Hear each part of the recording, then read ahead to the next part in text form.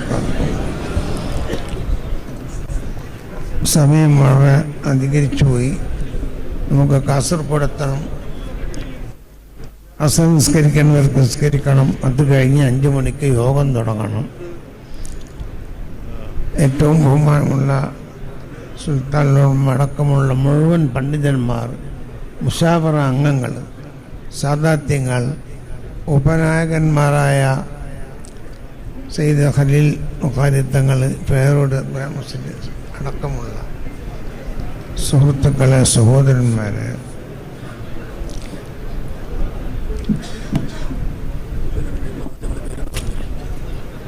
ആദ്യം കാസർഗോഡാണ് എന്ന് നിശ്ചയിക്കുകയും പിന്നീട് തലപ്പാടിയിലാണ് എന്ന് നിശ്ചയിക്കുകയും അൽഹംദുലില്ലാഹ് അവസാനം മഹാനായ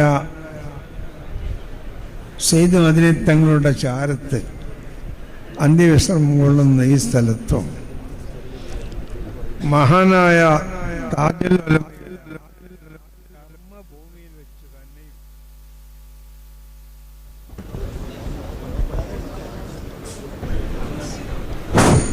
താജുൽ ഉലമയുടെ ജീവിതത്തിൻ്റെ 90% നേതൃത്വം നൽകി പ്രവർത്തിച്ച കർമ്മഭൂമിയിൽ വെച്ചു ഇത് ഉദ്ഘാടനം ചെയ്യാൻ, ഇത് പതാക കൈമാറാൻ സാധിച്ചതിൽ അൽഹംദുലില്ലാഹ് നമുക്കെല്ലാവർക്കും അള്ളാഹുവിനെ സ്തുതിക്കാം. ഇവിടെ കാണുമ്പോൾ എ.പി. ഉസ്താദിൻ്റെ ഒരു കർണാടക യാത്ര ഇവിടെ പതാക കൈമാറലാണോ എന്ന് തോന്നിപ്പോകുന്നു. അത്രയും അധികം ഇവിടെയുള്ളത് എൻ്റെ കണക്കിൽ 90% കർണാടകക്കാർ തന്നെ. മലയാളക്കാരെല്ലാം ഇൻഷാ അല്ലാഹ് അവർ ചെറുക്കളിൽ ഒരുമിച്ചു പോകും. ഒരു പേടിയില്ല. അങ്ങനെ താജുൽ ഉലമാൻ്റെ അതുപോലെ കുറത്ത് കോയമ്പത്തങ്ങൾ അവരൊക്കെ മരണപ്പെട്ടു. അവരുടെ ആ ഒരു ആത്മീയമായ സഹകരണം നമ്മളുണ്ടാകും. ഹയാത്തുള്ള സയ്യിദ്മാരുണ്ട്, മഹാനായ ബിച്ചുക്കോയത്തങ്ങൾ, മസൂദങ്ങൾ, എല്ലാവരുമുണ്ട്. എല്ലാവരും സഹകരണം. ഒരു സംഭവം മാത്രം ഉണർത്തി ഞാൻ നിർത്തുകയാണ്. നമ്മളുടെ എറണാകുളം സമ്മേളനത്തിൻ്റെ സമയത്ത് ഞാനും എൻ്റെ ഭാര്യയും സിയാറത്തിന് പോയി വന്ന് സിയാറത്തിന് പോയി ഞാനും നമ്മളെ പെണ്ണുങ്ങളും എൻ്റെ മകളെ കുട്ടിയും ഭീമാപ്പള്ളിന് തുടങ്ങിയത് സിയാറത്ത്. വന്ന് മകരിവാകുമ്പോൾ കോഴിക്കോടെത്തി. കാലിക്കറ്റ് ടവറിൽ റൂം ബുക്ക് ചെയ്ത് നിസ്കരിക്കാൻ വേണ്ടി പോയി. ജമാഅത്ത് കഴിഞ്ഞു നിസ്കരിച്ച് ഇറങ്ങുമ്പോൾ മഹാനായ സുൽത്താൻ ഉലമയും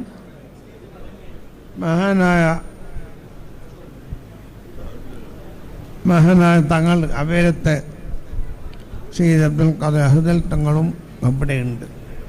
ഇവർ രണ്ടാളപ്പെട്ട് ഞാൻ അങ്ങോട്ട് പോയി.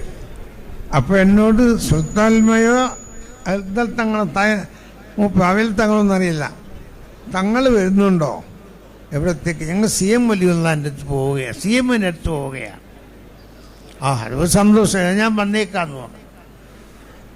ഞങ്ങൾ പോയപ്പോൾ എറണാകുളം സമ്മേളനത്തിൻ്റെ കാര്യം ഇപ്പോൾ സന്തോഷത്തോടെ ചോദിക്കുന്നു, എന്തായി എറണാകുളം സമ്മേളനത്തിനും? അതൊക്കെ നന്നായി, അത് വിജയിക്കും, നന്നായി നടത്തണം,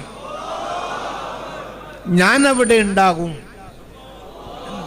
ഇത് ഞാൻ തന്നെയാണ് സാക്ഷി, ഇത് റിവായത്തൊന്നുമല്ല. അതുപോലെ ഇവിടെ എത്തിയപ്പോൾ എനിക്ക് തോന്നുന്നു താജുൽ ഉലമ നമ്മളെ കൂടെ ഉണ്ടാകും.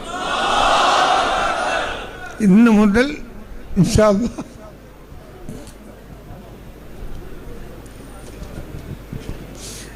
നമ്മളെ പരിപാടി അവസാനിക്കുന്നത് വരെയും ദുനിയാവിലും ആഖിറത്തിലും സ്വർഗത്തിലും താജുൽ ഉലമയുടെ കൂടെ അല്ലാഹു നമ്മളെ ഒരുമിച്ച് കൂട്ടിയതാ.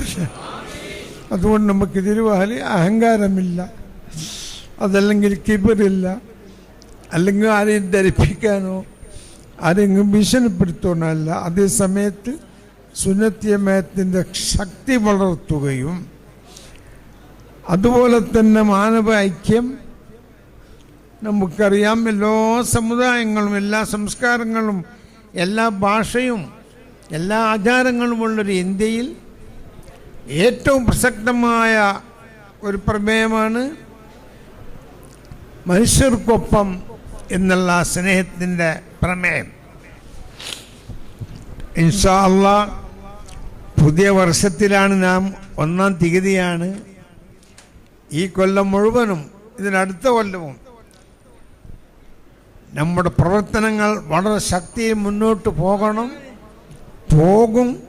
അള്ളാഹു ശക്തിപ്പെടുത്തുകയും ഇന്ത്യ രാജ്യത്തും കർണാടകയിലും കേരളത്തിലും എല്ലാ സ്റ്റേറ്റുകളിലും മതസൗഹാർദ്ദത്തിന് സുന്ദരമായ അന്തരീക്ഷവും ശോഭനമായ നല്ല ഭാവിയും അള്ളാഹു നിലനിർത്തട്ടെ എന്ന് ദുആ ചെയ്യുന്നു. നിങ്ങളെല്ലാവരെയും കാസർഗോഡ് ക്ഷണിച്ചുകൊണ്ട് നിർത്തുന്നു. അസ്സലാമു അലൈക്കും.